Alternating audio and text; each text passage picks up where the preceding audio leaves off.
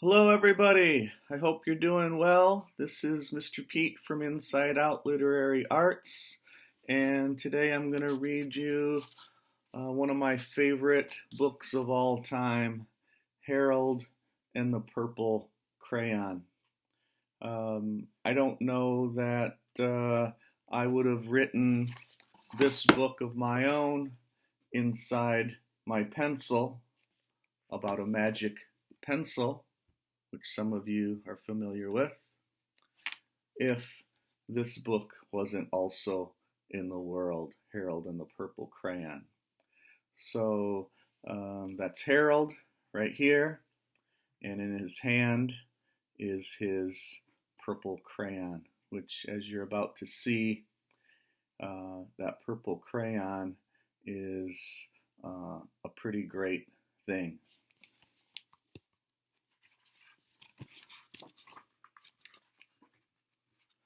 One evening, after thinking it over for some time, Harold decided to go for a walk in the moonlight.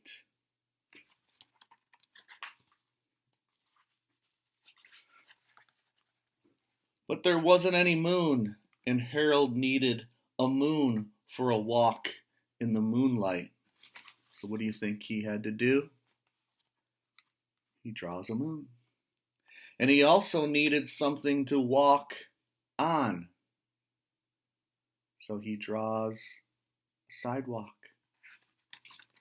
That purple crayon, whatever Harold draws, it sort of becomes the world, which is why I love this story. He made a long, straight path so he wouldn't get lost, and he set off on his walk, taking his big purple crayon with him. I wonder where he's going. But Harold didn't seem to be getting anywhere on the long, straight path. So he left the path for a shortcut across a field, and the moon went with him. Sometimes the moon does that, sort of always there. It's following us. Even though, of course, the moon is, it seems at least, to be moving across the sky. The shortcut led right to where Harold thought a forest ought to be. He didn't want to get lost in the woods, so he made a very small forest with just one tree in it. So as you can see, as Harold is going along on this walk, on this journey, his magic purple crayon is coming in quite handy. And he's sort of creating the world as he walks through it. The tree turned out to be an apple tree. It's a good thing. I love apples. The apples would be very tasty, Harold thought, when they got red.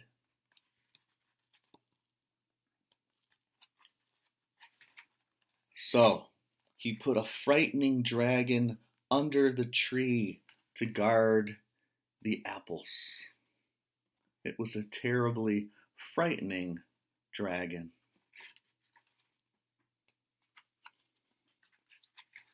It even frightened Harold, and he backed away, and his hand holding the purple crayon shook. I wonder what the shaking of that purple crayon might create for Harold. Suddenly, he realized what was happening. You can see his hand sort of shaking as drawing what looks like to be the waves on the ocean. But by then, Harold was over his head in an ocean. Uh-oh. I hope Harold can swim. If not, what do you think he'll do? He came up thinking fast. Sometimes as writers we have to think fast and come up with the next solution. And in no time, Harold was climbing aboard a trim little boat. That'll save him. And Harold quickly set sail. You can see, not only did he have to draw the boat, he had to draw the sail. And the moon, see the moon?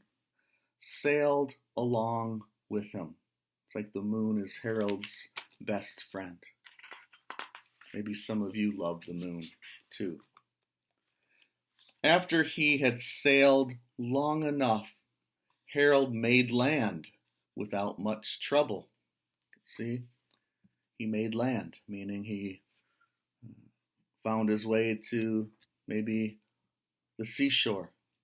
He stepped ashore on the beach, wondering where he was. He knows the moon's up there, but everything else looks a little maybe strange and unfamiliar. The sandy beach reminded Harold of picnics, and the thought of picnics made him hungry. So he laid out a nice, simple picnic lunch. See, he's drawing a blanket in the sand. You can see, too, he had to draw an anchor to keep his sailboat from blowing away in the wind. And let's see, looks like in the middle of that blanket, Harold drew some food. Wonder what kind of food you would draw if you were creating a picnic for yourself. Harold loves pie. There was nothing but pie. But there were all 9 kinds of pie that Harold liked best. I know my favorite is cherry pie. Maybe you have a favorite pie too. When Harold finished his picnic, there was quite a lot left. You can see he took a bite out of most of the pies, which I'm sure he's got a bellyache after doing that. He hated to see so much delicious pie go to waste. You can see Harold's got an idea how to get rid of these pies. It looks like he's drawing something with that purple crayon. I wonder what he's drawing. So Harold left a very hungry moose and a deserving porcupine to finish it up, meaning to eat all the pies. You can see there's the porcupine, there's the hungry moose, and you know what the porcupine and the moose are going to do with all those pies. And then off he went, looking for a hill to climb to see where he was. I guess if you elevate and then you can see where exactly Harold is. Harold knew that the higher up he went, the farther he could see. So he decided to make the hill into a mountain. If he went high enough, he thought, he could see the window of his bedroom. So he's drawing the hill. The hill, he decides, could be bigger. Let's draw a mountain. From the top of the mountain, I should be able to see home. He was tired, and he felt he ought to be getting to bed. He hoped he could see his bedroom window from the top of the mountain. You can see Harold up at the top with his purple crayon, about to stand up and look to see if he can see his bedroom window. Uh-oh. But as he looked down over the other side, he slipped. And there wasn't any other side of the mountain. He was falling in thin air. You can see Harold there falling head first through the air. sort of flying, but I don't think Harold can fly, do you? He's not a bird. But luckily, Harold kept his wits, meaning he didn't freak out. And he kept also a good grip on his purple crayon. And he made a balloon and he grabbed on to it. So that balloon hopefully is filled with helium and will keep Harold from crashing down to Earth. And he made a basket under the balloon big enough to stand in. He had a fine view from the balloon, but he still couldn't see his window.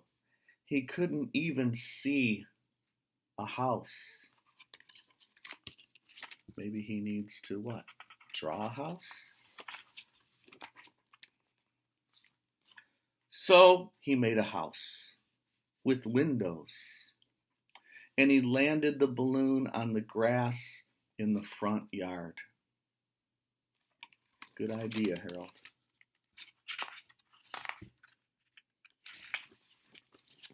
But guess what? None of the windows was his window. He tried to think where his window ought to be.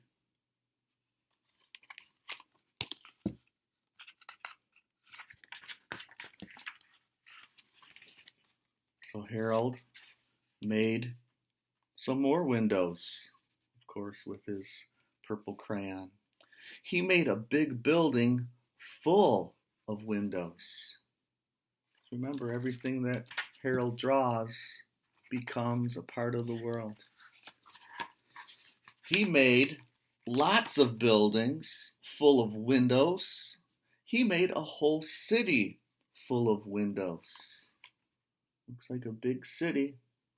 I guess a lot of people live in these buildings behind all these windows. Harold's looking for his bedroom window too. But none of these windows was his window. He couldn't think where it might be. I wonder what Harold's thinking. Wonder what he's thinking he should do. Sometimes we have to ask for help. He decided to ask a policeman. Policemen can be very helpful.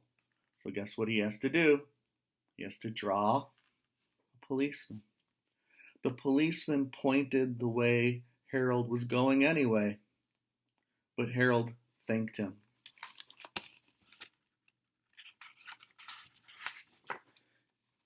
And he walked along with the moon, wishing he was in his room and in bed. And then suddenly, Harold remembered. I wonder what Harold's gonna remember. Maybe it has something to do with the moon, which, if you've noticed, has been with Harold throughout this entire adventure. He remembered where his bedroom window was when there was a moon. It was always right around the moon. And then Harold made his bed. He drew it with his magic purple crayon. And he got in it and he drew up the covers.